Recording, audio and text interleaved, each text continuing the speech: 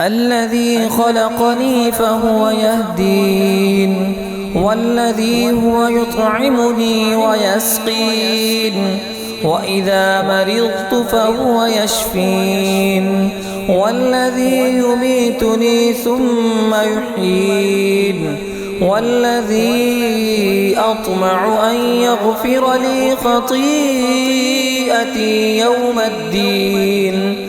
رب هب لي حكما وألحقني بالصالحين، واجعل لي لسان صدق في الآخرين، واجعلني من ورثة جنة النعيم. واغفر لأبي إنه كان من الضالين،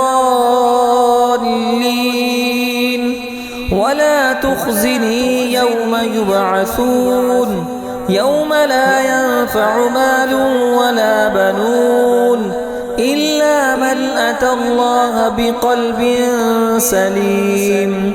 وأزلفت الجنة للمتقين، وبرزت الجحيم للغاوين.